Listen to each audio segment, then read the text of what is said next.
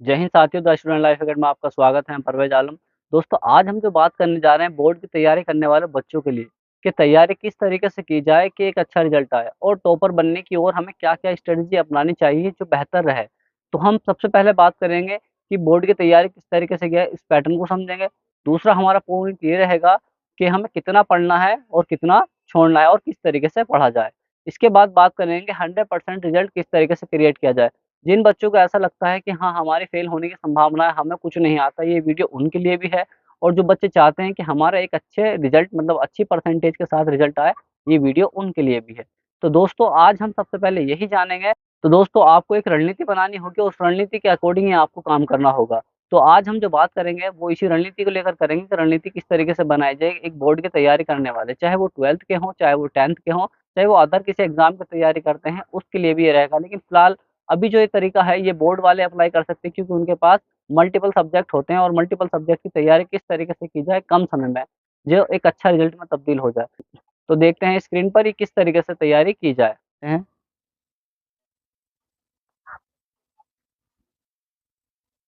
Board वाले बच्चे। अब इन्हें ध्यान रखना है कि जितने बच्चों का एग्ज़ाम है, उन एग्ज़ाम में क्या तैयारी करनी है। जहाँ पर आप पढ़ते हो, ठीक है, वहाँ पर आपको इस तरीके से एक चार्ट लेना है और उस चार्ट पे पूरी चीज़ें तैयार कर लेनी है किस-किस सब्जेक्ट की। अगर टोटल बात करी जाए 10th क्लास की, तो 10th क्लास से कितने सब्जेक्ट हैं? ये 6 सब्जेक्ट होते हैं और इंटर की बात करी जाए तो इंटर में कितने सब्जेक्ट होते हैं? 5 सब्जेक्ट होते हैं। अब इन सब्जेक्टों को लेकर हमें किस तरीके से तैयार होना है और किस तरीके से रणनीति बनानी है, इस चीज़ को हमें समझना है। तो जहाँ पर आप बैठते हो वहीं पर टेबल जहाँ पर आपका है उसी टेबल पे इस चीज़ चार्ट को तैयार कर लेना है। क्योंकि अगर यूपी बोर्ड की बात करी जाए तो 20 क्वेश्चन कहाँ से आते हैं? ऑब्जेक्टिव टाइप आते हैं। और बात करी जाए तो यहाँ भी इनके 5 से 10 क्वेश्चन ऑब्जेक्टिव टाइप पूछे जाते हैं। तो इसी चीज़ को रणनीति करेंगे हम हर सब्जेक्ट को लेकर किस-किस तरीके से कैटेगराइज़ किया जाए। तो सबसे पहले आप एक बड़ा-सा चार्ट लेंगे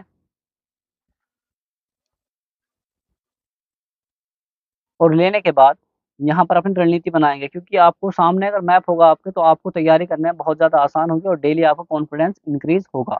तो यहाँ पर क्या समझना है आपको?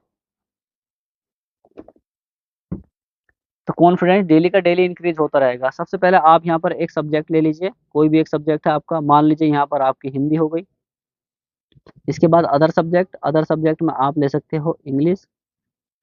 इसके बाद आपका तीसरा सब्जेक्ट जो है, उस सब्जेक्ट को ले सकते हो आप मैथ। इसके बाद 4th सब्जेक्ट आपका हो सकता है ड्राइंग हो जाएगा। इसके बाद साइंस हो जाएगा और इसके बाद आपका सोशल साइंस हो जाएगा, एसएसटी जिसको बोलते हैं। अब इस तरीके से हमारे 6 के 6 सब्जेक्ट हो गए, सबको लिख लिया। अब इसके बाद देखना है कि यहाँ पर यूपी हाई स्कूल वाले देखेंगे कि 20 नंबर के आपके क्या पूछे जाते हैं, ऑब्जेक्टिव टाइप क्वेश्चन पूछे जाते हैं और सेम 20 नंबर के ऑब्जेक्टिव टाइप आपके यहाँ पर हो गए और 20 नंबर के आपके ऑब्जेक्टिव यहाँ हो गए और 20 के यहाँ और 20 के यहाँ और 20 के यहाँ। टोटल एग्ज़ाम में जो क्वेश्चन पूछा जाता है आपसे कितने नंबर का पूछा जाता है? 70 नंबर का पूछा जाता है।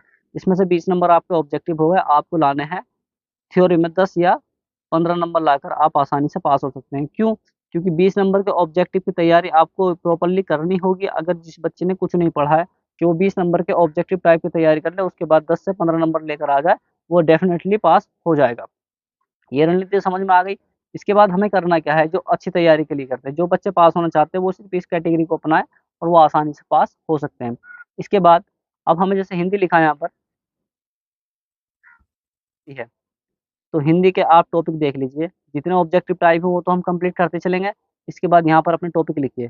जैसे मान लो हुआ गद्यांश के लेखक और उनका रचयिता, इसके पद्यांश के लेखक और उनकी रचनाएँ, इसके बाद गद्यांश हो गया, पद्यांश हो गया, लेखक का जीवन परिचय हो गया, कवि का जीवन परिचय हो गया, उपसर्ग हो गए, प्रत्यय हो गए, संधि हो गई, विलोम शब्द हो गए, अनेक शब्दों के लिए एक शब्द हो गए, पर्यायवाची शब्द हो गए।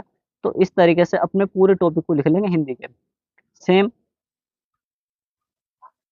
दूसरा जैसे इंग्लिश का है, तो इंग्लिश में आपका यहाँ पर क्या सब्जेक्ट है, ठीक है? यहाँ पर आपके पैसेज हो गए, यहाँ पर सेंटेंस हो गए, इसके बाद आपके यहाँ पर पंक्चुएशन हो गई, डायरेक्ट इनडायरेक्ट हो गए, एक्टिव पैसिव हो गए, तो इस तरीके से आप अपना पूरा यहाँ पर एक परफ़ॉर्मा तैयार कर लेंगे।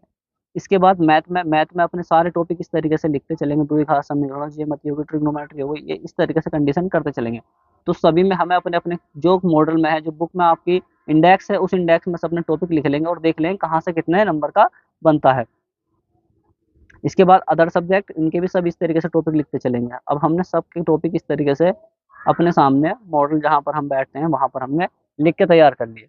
अब इसमें से हमें समझना है कि हिंदी में ऑब्जेक्टिव टाइप हमारे कितने हैं, 20 नंबर हैं, वो तैयार करने हैं टोटल पहले, जिसे पास होना है। इसके बाद 20 नंबर यहाँ पर तैयार कर लेंगे और 20 नंबर यहाँ पर तैयार कर लेंगे, और इस तरीके से हम सारे तैयार करते चलेंगे।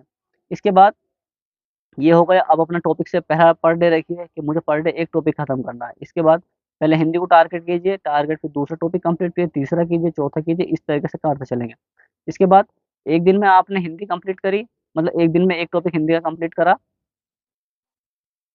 उसी तरीके से इंग्लिश का एक टॉपिक उठाइए, फिर दूसरा टॉपिक उठाइए, फिर तीसरा टॉपिक उठाइए। तो इस तरीके से अपने टॉपिक कंप्लीट करते चलिए, और यहाँ धीरे-धीरे आपकी रणनीति में बदलाव होता चला जाएगा। अब इससे क्या होगा कि डेली आप एक टॉपिक करोगे तो आपके अंदर कॉन्फिडेंस इंक्रीज़ हो जाएगा कि हाँ भाई, हमने भी तैयारी की है। और इस तरीके से करते चलेंगे तो आपको एक अच्छा रिज़ल्ट देखने को मिलेगा। क्योंकि आपको पता है कि 70 नंबर का आपका एग्ज़ाम है, इसमें से 20 नंबर के आपके ऑब्जेक्टिव टाइप पूछे जाते हैं, तो ऑब्जेक्टिव की तैयारी आपने कर ली है। आप जो करनी है वो 10 से 15 नंबर की तैयारी करनी है, और ये नॉर्मली आप कर लोगे, जिससे कि आप पास हो जाओगे। क्या हो जाओगे? पास हो जाओगे नॉर्मली। इस चीज़ को समझना है। और एक बेहतर तैयारी करनी है, तो आपको क्या करना होगा? आपको टॉपिक अपने धीरे-धीरे कंप्लीट करते चलिए, और इस तरीके से अपना मैप पूरा तैयार करते चलिए, और फिर देखना आपको एक अच्छा रिज़ल्ट मिलेगा। आपको 80 से 90% तक आप जा सकते हो, इस तरीके से रणनीति बनाते हुए। और बार-बार इनका मॉक टेस्ट भी देना है आपको, ठीक है? बार-बार आपको प्रैक्टिस करनी है, जो आपके आपके मॉक टेस्ट होते हैं, इनको भी लगाते जाना है धीरे-धीरे से, और ये तैयारी आपकी कंप्लीटली हो जाएगी, और आपको एक बेहतर रिज़ल्ट में तब्दील हो जाएगी। क्योंकि सबसे बड़ी बात आपको माननी पड़ेगी, क्योंकि आपके अंदर कॉन्फिडेंस आता रहेगा धीरे-धीरे, इन टॉपिक कंप्लीट करते-करते आपको कॉन्फिडेंस आता रहेगा, और वैसे-वैसे धीरे-धीरे आप आगे बढ़ते चले जाओगे। क्योंकि सबसे बड़ी जीत है कॉन्फिडेंस कि यार आपके अंदर कॉन्फिडेंस है, आप कुछ भी हासिल कर सकते